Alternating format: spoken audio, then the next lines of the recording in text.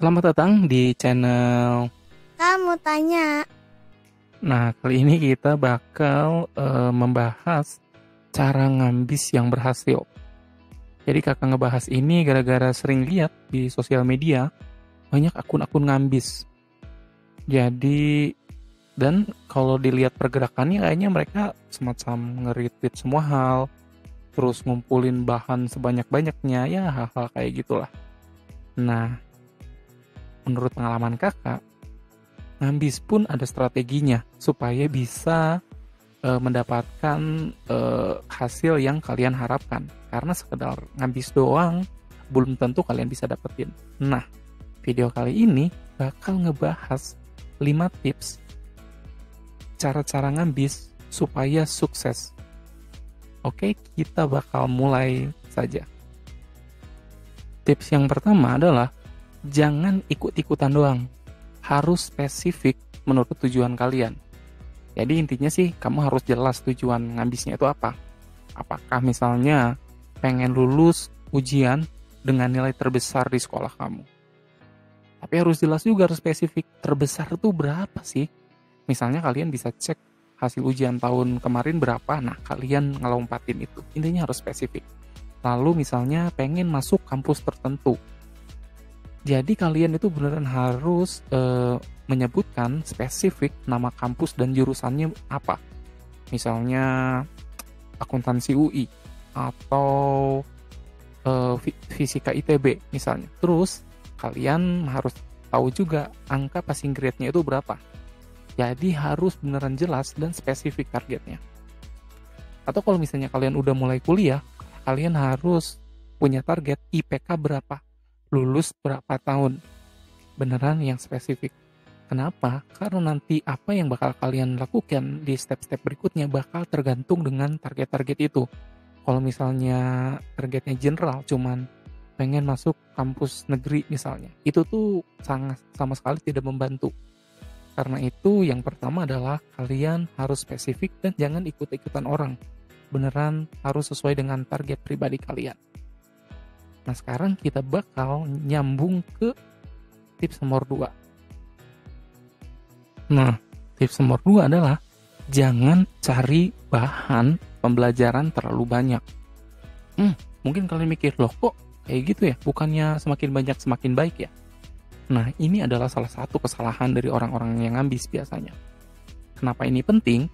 Supaya jangan ngambil bahan terlalu banyak. Soalnya di internet saat ini, masalahnya adalah bukan terlalu sedikit bahan belajar, tetapi terlalu banyak. Jadi kalau misalnya zaman dulu tuh, masalahnya adalah susah nyari bahan-bahan belajar yang berkualitas.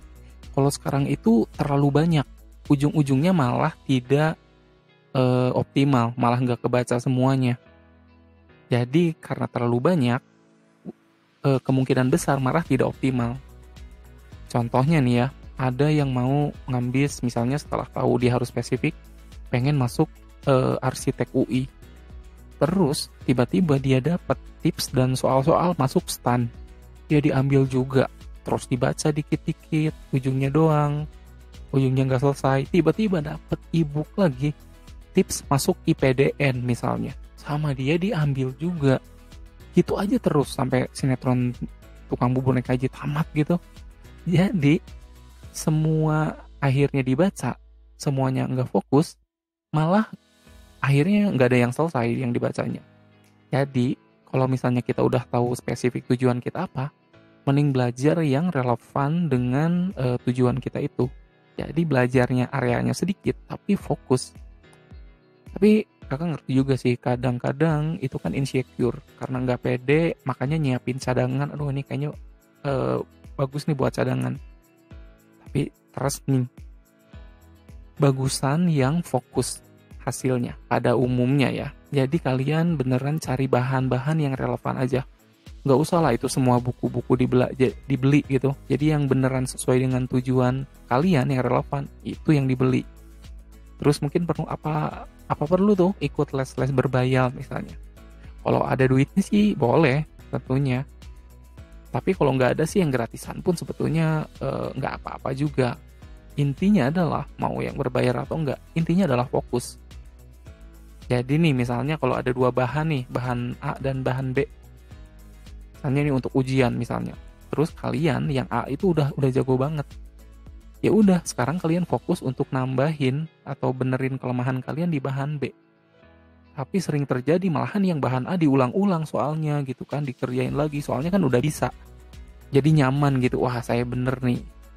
Sedangkan kalau ngerjain yang B kan nggak pede ya, soalnya ya itu nggak nyaman karena nggak bisa gitu. Tapi dari nggak nyamannya itu biasanya justru itu kita bisa bertumbuh, skill dan pengetahuan kita justru jadi naik.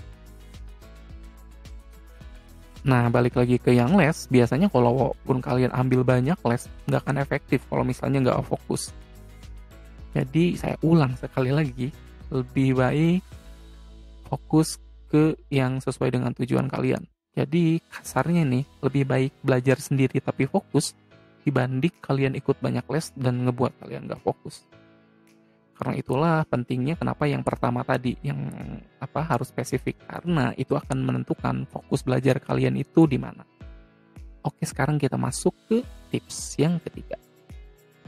Nah, yang ketiga adalah kalian harus cari geng atau kelompok belajar yang satu visi. Ini juga perlu nih untuk saling nyemangatin dan juga untuk buat saling sharing. Karena kalau misalnya mau konsisten, ya memang pada umumnya adalah harus barengan. Nah, untuk nyari pun sesuai dengan 2 poin utama, beneran harus yang satu visi. Jadi kalau misalnya kalian memang pengen ke STAN misalnya ya kalian cari juga yang sama. Soalnya kan pembelajaran, tips dan lain-lainnya itu kan mirip-mirip ya. Kalau misalnya kalian dengan yang beda, itu fokus kalian bakalan terpecah. Terus poin berikutnya yang harus dipikirin adalah jangan pelit-pelit ilmu dengan satu geng itu. Karena biasanya kan suka ada tuh yang mau egois, mau lulus sendiri. Jadi misalnya punya bahan bagus di keep sendiri. Justru biasanya kayak gitu nggak optimal. Kenapa? Karena biasanya kalau orang lain punya info bagus, kita pun nggak akan dikasih tahu. Makanya kalau misalnya ada sesuatu yang bermanfaat, berbagi aja dengan geng itu. Rezeki ada masing-masingnya kok, dan justru itu bakal memudahkan kamu dalam jangka panjang. Lalu jumlah kelompoknya itu berapa orang ya? Itu tuh nggak perlu banyak-banyak sih, 4-5 orang udah oke sih. Karena kalau terlalu banyak pun biasanya nggak terlalu efektif. Jadi cara belajarnya biasanya kalian harus bisa belajar sendiri dulu. Setelah misalnya kalian belajar sendiri, kan suka ada hal-hal yang nggak tahu ya.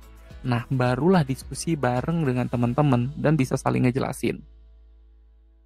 Oleh karena itu penting banget milih teman-teman segengnya ini, geng ambisnya ini yang satu visi juga. Karena kalau tujuannya beda, itu bakalan malah kacau berikutnya. Nah, sekarang kita kalau misalnya udah dapet geng yang satu visi, kita masuk ke yang nomor 4. Sebelum masuk ke yang nomor 4, kalau misalnya menurut kalian 3 tips tadi bermanfaat, jangan lupa like dan subscribe, oke? Sekarang kita langsung masuk aja ke yang nomor 4, yaitu kalian harus konsisten tiap hari. Jadi kalian harus rutin belajarnya. Dan yang paling efektif biasanya waktunya itu sama. Tiap harinya itu misalnya nih, pagi-pagi dari jam 5 sampai jam 7, terus malam-malam jam 8 sampai jam 10. Gitu aja tiap hari yang rutin. Nah biasanya misalnya tiap hari 2 jam atau 3 jam aja, asalkan rutin misalnya 2 minggu atau 1 bulan, itu hasilnya bakalan lebih baik dibanding kalian nggak tidur di 3 hari terakhir misalnya sebelum ujian. Jadi kunci sebetulnya adalah di seberapa konsisten kamu. Jadikan ini kebiasaan. Dan menurut beberapa riset sih ada yang bilang kalau itu bakal jadi kebiasaan kita setelah 3 minggu dilakuin.